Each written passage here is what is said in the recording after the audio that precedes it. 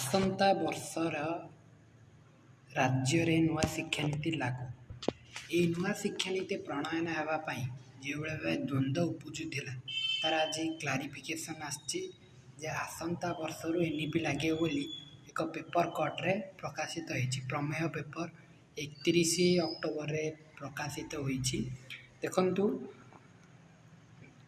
ଏହା ଯେଉଁ ଦ୍ୱନ୍ଦ୍ୱ ଥିଲା କେଉଁ ୟୁନିଭର୍ସିଟିରେ ଲାଗିବ କି NEP ଆଉ କେଉଁ ୟୁନିଭର୍ସିଟିରେ ଲାଗିବନି, ତାର ଆଜି ଏକ ପେପର କଟ୍ରେ ଯେ ଆସିଛି ଆସନ୍ତା ବର୍ଷରେ ରାଜ୍ୟରେ ନୂଆ ଶିକ୍ଷାନୀତି ପାଇଁ ପ୍ରଣୟନ ପାଇଁ କିଛି ତ ସୂଚନା ଆପଣ ପାଇପାରିବେ। ଏହି ଚ୍ୟାନେଲକୁ ଯଦି ନୂତନ ଭାବେ ଜଡ଼ିତ ହୋଇଛନ୍ତି ଚ୍ୟାନେଲ ସହିତ ସବସ୍କ୍ରାଇବ୍ କରନ୍ତୁ ଓ ଫଲୋ କରନ୍ତୁ ଏଇଭଳିଆ ଲାଟେଷ୍ଟ ଇନଫର୍ମେସନ୍ ପାଇବା ପାଇଁ। ଦେଖନ୍ତୁ କ'ଣ ରହିଛି ଏ ପେପର କଟ୍ଟି ଦେଖିବା। ଆସନ୍ତା ବର୍ଷରୁ ରାଜ୍ୟରେ ନୂଆ ଶିକ୍ଷାନୀତି ମାର୍ଚ୍ଚ ସୁଦ୍ଧା ପ୍ରସ୍ତୁତ ହେବ ରାଜ୍ୟ ଚିଠା ଶିକ୍ଷାନୀତି। ଯେଉଁ NEP 2020 ଲାଗିବ ବୋଲି ଯେଉଁଭଳି ଭାବେ ଆପଣ ଦ୍ୱନ୍ଦ୍ୱ ଉପୁଜୁଥିଲା ତାର ଆଜି କ୍ଲାରିଫିକେସନ୍ ଆସିଛି ଯେ ଆସନ୍ତା ବର୍ଷରେ ଲାଗିବ NEP। ଦେଖନ୍ତୁ କ'ଣ ରହିଛି ନୋଟିସ୍ଟି। ଓଡ଼ିଶାରେ ଲାଗୁ ହେବ ଜାତୀୟ ଶିକ୍ଷାନୀତି ବା NEP 2020। ଆସନ୍ତା ଶିକ୍ଷାବର୍ଷରୁ ଏ ରାଜ୍ୟରେ ଲାଗୁ ହେବ। ରାଜ୍ୟ ସରକାର ଧାର୍ଯ୍ୟ ସମୟ ସୁଦ୍ଧା ଏଥିସହିତ ପ୍ରାରମ୍ଭିକ ପ୍ରସ୍ତୁତି ସାରିବାକୁ ଅଣ୍ଟା ଭିଡ଼ିଛନ୍ତି। ମାର୍ଚ୍ଚ ମାସ 15 ତାରିଖ ସୁଦ୍ଧା ଶିକ୍ଷକ ଶିକ୍ଷା ନିର୍ଦ୍ଦେଶାଳୟ, ରାଜ୍ୟ ଶିକ୍ଷା ଗବେଷଣା ପ୍ରଶିକ୍ଷଣ ପ୍ରତିଷ୍ଠାନ କେନ୍ଦ୍ର, ରାଜ୍ୟ ଚିଠା ଶିକ୍ଷାନୀତି ପ୍ରସ୍ତୁତ ହେବ।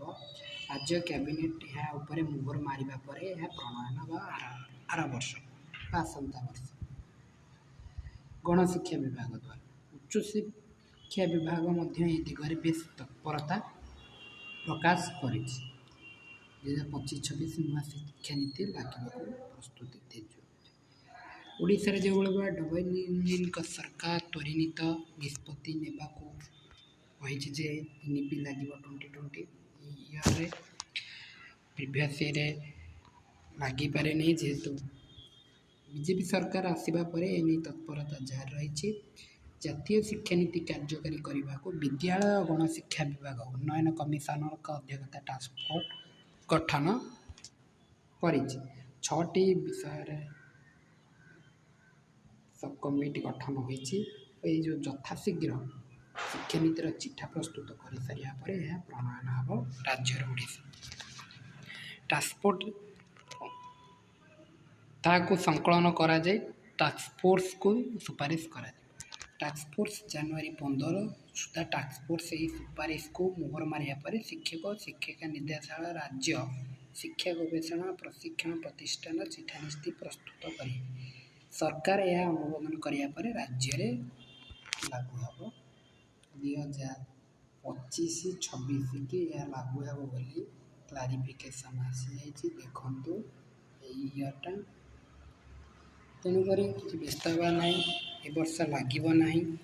ତେଣୁକରି ଏ ବର୍ଷ ଟାସ୍କଫୋର୍ସ ଗଠନ ଉଚ୍ଚଶିକ୍ଷା ବିଭାଗ କ'ଣ କହିଛି, କ୍ଷେତ୍ରରେ ଜାତୀୟ ଶିକ୍ଷାନୀତି NEP 20 ଲାଗୁ ପାଇଁ ଏକ ଟାସ୍କଫୋର୍ସ ଗଠନ କରାଯାଇଥିଲା। ଉଚ୍ଚଶିକ୍ଷା ବିଭାଗ ସେ ଉନ୍ନୟନ କମିଶନର ଅଧ୍ୟକ୍ଷତାରେ ଯୋଗଦାନ କରିଥିଲା।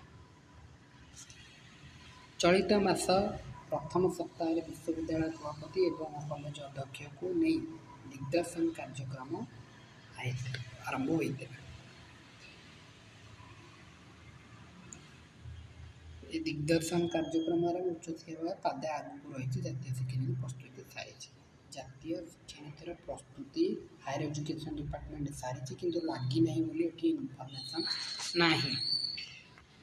ତେଣୁ ଆସନ୍ତା ଶିକ୍ଷାବର୍ଷ ଯାହା 2025-26 ପୂର୍ଣ୍ଣ ପ୍ରସ୍ତୁତ ହେଉଛି ବୋଲି ଆସନ୍ତା ଲାଗୁ କରିବା ପାଇଁ ଲାଗୁ ହେବ ଆସନ୍ତା ବର୍ଷରୁ ଜଣେ ଅଧିକାରୀ କହିଛନ୍ତି। ତେଣୁକରି ଯେଉଁଭଳି ଭାବେ ଡାଉଟ୍ ଥିଲା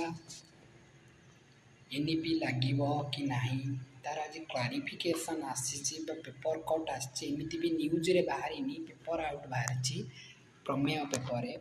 ଆସନ୍ତା ବର୍ଷରେ ରାଜ୍ୟରେ ନୂଆ ଶିକ୍ଷାନୀତି ପାଇଁ ଏକ ଚିଠା ପ୍ରସ୍ତୁତ ହୋଇସାରିଲା ପରେ ମାର୍ଚ୍ଚ ସୁଦ୍ଧା ତାପରେ ଏହା ଲାଗୁ କରିବ ବୋଲି ସରକାର କହିଛନ୍ତି। ଯଦି ପ୍ରଥମ ଥରେ ଏହି ଚ୍ୟାନେଲକୁ ଆସିଛନ୍ତି ତାହେଲେ ସବସ୍କ୍ରାଇବ୍ କରନ୍ତୁ ଓ ନିଜ ସାଙ୍ଗମାନଙ୍କୁ ଏ ଇନଫର୍ମେସନ୍ଟି ସେୟାର କରନ୍ତୁ ଯାହାର NEPର ଡାଉଟ୍ ଥିବ। ଧନ୍ୟବାଦ।